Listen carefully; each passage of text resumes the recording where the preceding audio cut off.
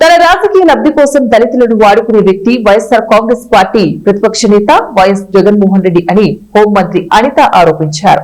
గంగాధర్ నెల్లూరు నియోజకవర్గం దేవలంపేటకు చేరుకున్న హోంశాఖ మంత్రి వంగలపూడి అనితకు రాష్ట్ర ఎస్సీసెల్ అధ్యక్షులు Madakasira MLA MS Raju, Chittoor MP Daggumalla Prasadarao, ప్రభుత్వ whip GD, Nellore MLA doctor VM Thomas, Sullurpeta MLA Vijay, Shri Puthalapattu MLA Muralimohan, జిల్లా పార్టీ అధ్యక్షులు సిఆర్ రాజన్, మాజీ MLA TUDA chairman Katari Hemalatha దుశ్యాలువాతో సన్మానించి పూలమాలలతో సత్కరించి ఘన స్వాగతం పలికారు.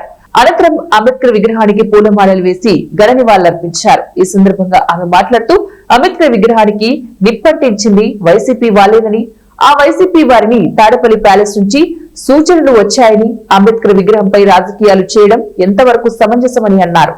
మళ్ళీ చెప్తున్న రాజకీయ ముసుగులో ఉన్న నేరస్తులున్నారు.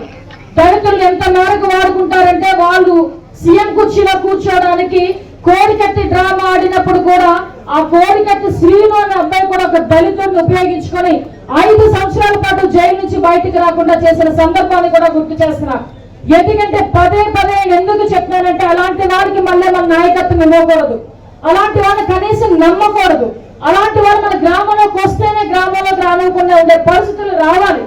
ఎందుకు చెప్తున్నానంటే ఈ రోజు ఇలాంటి విధ్వంసాలు మీరు ఇదే అంబేద్కర్ గారి గురించి ఆ రోజు పోలీసులు కనుక అంత స్మార్ట్ గా వ్యవహరించి ఇమీడియట్ గా దోషులు ఎవరైతే ఉన్నారో వాళ్ళు నిల్చోబెట్టకపోతే ఈ రోజు ఇదే దళిత సంఘాలను రెచ్చగొట్టి అనవసరంగా చాలా రాద్ధాంతం చేసి ప్రభుత్వం మీద బురజనే కార్యక్రమానికి శ్రీకారం చుట్టడానికి రెడీ అయ్యారు.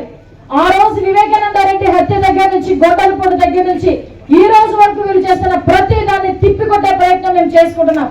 ఈ రోజు ఒక పక్క అభివృద్ధి, ఒక పక్క సంక్షేమం చూస్తూనే ఇలాంటి విద్వేషాలు రెచ్చగొట్టే వాళ్ళని అణగగొట్టాలి, కంపల్సరిగా శాంతి భద్రతను కాపాడుకోవాలని గౌరవ ముఖ్యమంత్రిగా చేస్తున్న ప్రతి ప్రయత్నానికి కూడా మీ అందరి సహాయ సహకారాన్ని కోరుకోవడానికే నేను మీ ఆడపడుచుకి ఇక్కడికి వచ్చి నిల్చొని మీ అందరితో కూడా మాట్లాడుతున్నా.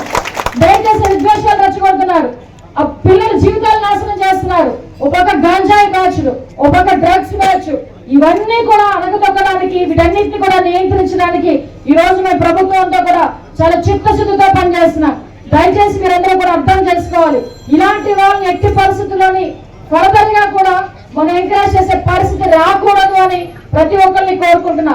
ఇంకొక విషయం, దళిత సంఘాలకి అంబేద్కరిజం అని గౌరవించే ప్రతి ఒక్కరికి కూడా ఒకటే కోరుకుంటున్నా, ఎక్కడైనా ఒక ఇన్సిడెంట్ జరిగింది అంటే ఆ ఇన్సిడెంట్ ఎందుకు జరగకుండా చూసుకోవాల్సిన బాధ్యత మనం తీసుకుందాం.